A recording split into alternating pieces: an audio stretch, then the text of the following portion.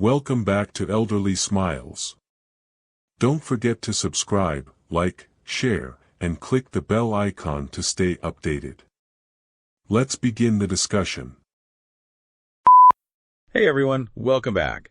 Something's been on my mind lately, and I'm really curious to dig into it.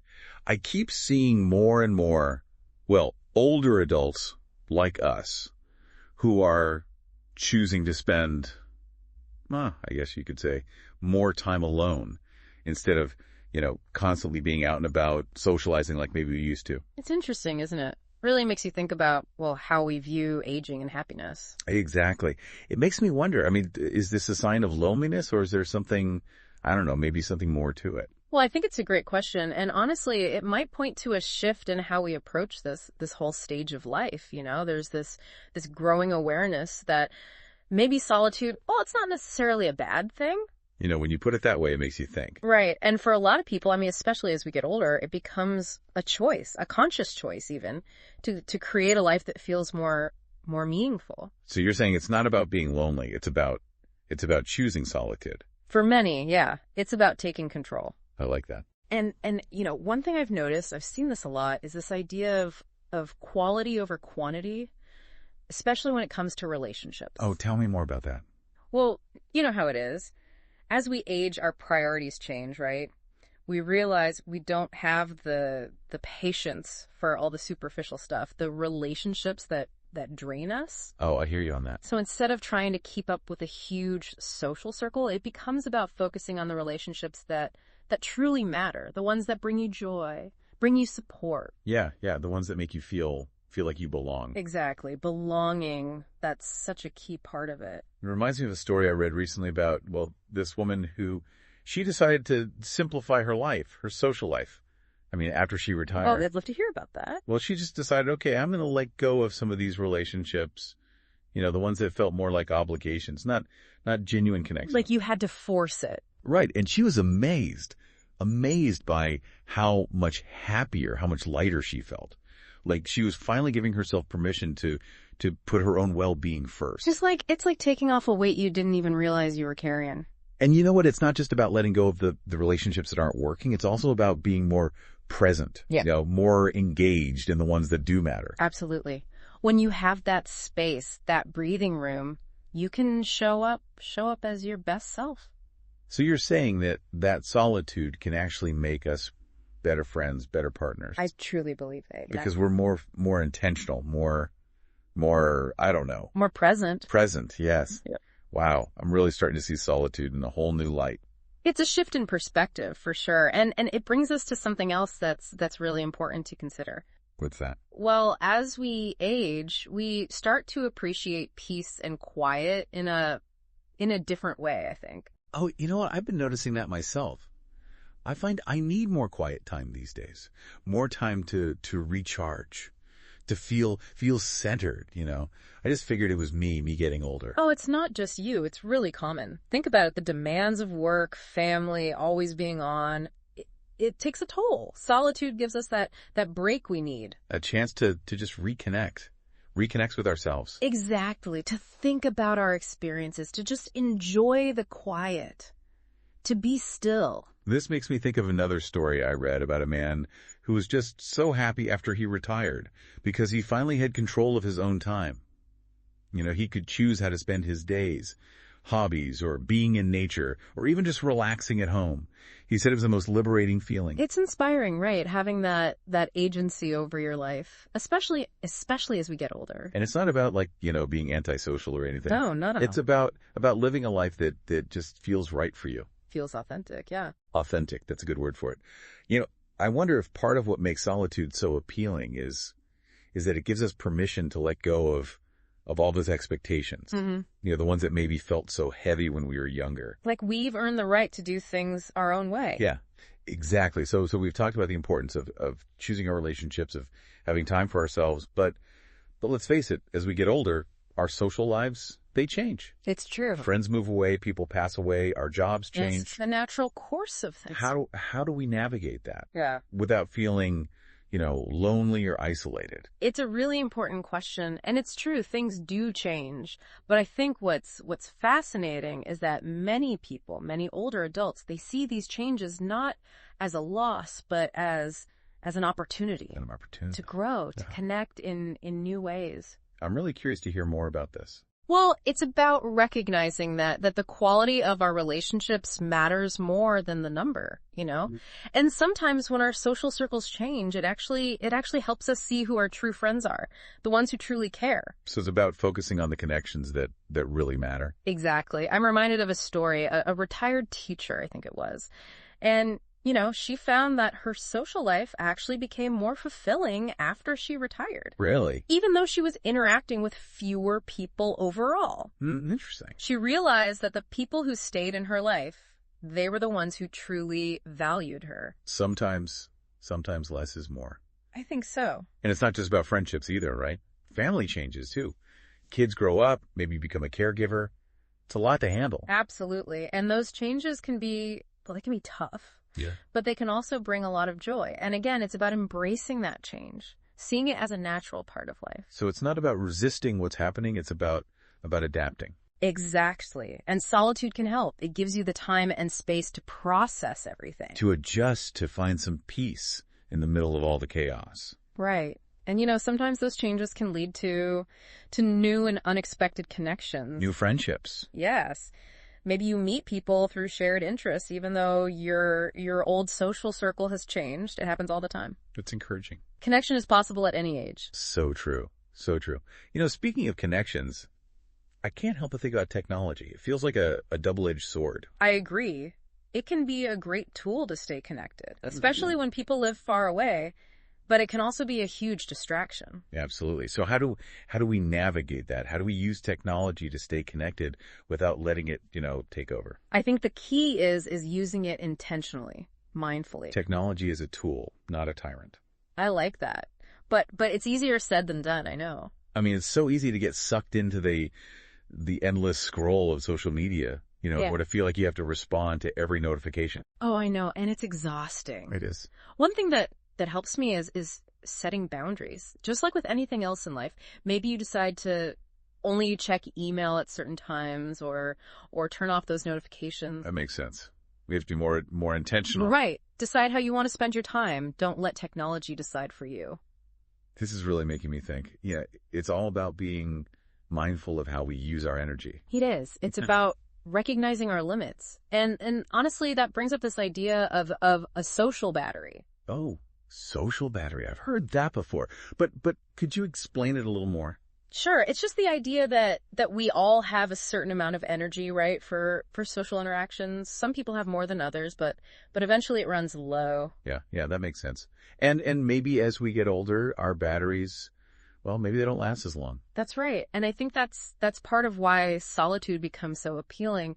We start to recognize that we need to recharge to protect our energy. So it's not about avoiding people. It's about taking care of ourselves. Absolutely. It's about honoring our own needs and understanding that it's okay to say no sometimes, to step away from a social situation if you need a break. And sometimes that break means choosing to spend time alone. Even if it goes against what people expect, right? Yeah, even if it makes others uncomfortable. But the thing is, solitude, it's not a weakness. Right. It's about taking care of yourself. Mm-hmm. About renewing your energy. You got it. This is really making me think differently about how I approach my own social life.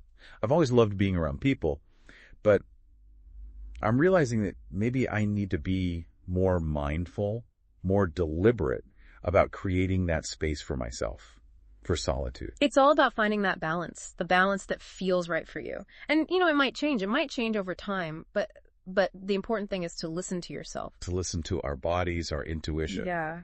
And make choices that feel good, feel true to who you are. This has been such a great conversation. It's like we're just scratching the surface of this whole idea. Oh, there's so much more to explore. I can't wait. It's funny, as we were talking about all that, about energy and boundaries, I started thinking about how much of this is, well, maybe influenced by bigger things like culture, like how each generation sees things differently. You know what? You're right. I've been wondering about that too. It does feel like there's this growing acceptance of solitude, maybe even celebrating it. which is, I don't know, maybe that's different from how it used to be. Oh, definitely. Think about it. All this talk about mindfulness and self-care, that's huge now, right? Yeah, it's everywhere. And it really puts the focus on taking care of ourselves mentally, emotionally, and solitude. Well, that's a big part of that. When you put it that way, it makes sense. I mean, it's hard to hear yourself think, when you're constantly bombarded with stuff, information, stimulation, everything. Right. You need that space, that quiet, to think, to reflect, to just be, to be present. Yes. And maybe we're finally catching up to what older generations have known all along. That solitude isn't the same as being lonely. Exactly. It's about rediscovering yourself. It's about taking that time to figure out who you are, what you want. And it's interesting to see how different generations approach this. Mm-hmm. I think older generations, they're finding a lot of freedom in this whole idea of self-care and intentional living, which maybe wasn't as common when they were younger. It's like they're saying, hey, I've put in my time. Now it's my turn. Exactly. Time to focus on me. Yeah. And you know what? I think they're inspiring younger generations too, to question those old ideas about success, about what it means to live a good life. It's not about keeping up with the Joneses anymore. Not so much. No, it's about defining what success means to you. And for a lot of people, that means peace, purpose, personal growth. It reminds me of that man we were talking about earlier, the one who said his whole perspective on solitude changed as he got older. Oh, yes. He's the one who used to think being busy meant you were important. And now he sees solitude as a way to be himself, truly himself. To connect with who he really is. To be authentic. Yes. And, I think technology plays a role in all of this, too. Oh, absolutely. I mean, think about it. It's never been easier to connect with people who share your interests, to find your tribe, so to speak, even if you're, physically alone. Right. Online communities, virtual events, all of that. It's amazing. It gives people the chance to create their own version of solitude, one that feels good. One that feels right for them. Exactly. And that's powerful, but it's not just about the practical stuff. It's not just about managing your energy or dealing with changes in your social life. There's something deeper happening too, especially for older adults. It's a shift in perspective. Oh, tell me more about that. What do you mean? Well, as we get older, we start to see the world differently. We understand ourselves better. There's this growing sense of self-acceptance. We're more comfortable in our own skin. Yes. And we don't need that validation from others as much. We're more focused on living a life that's true to who we are.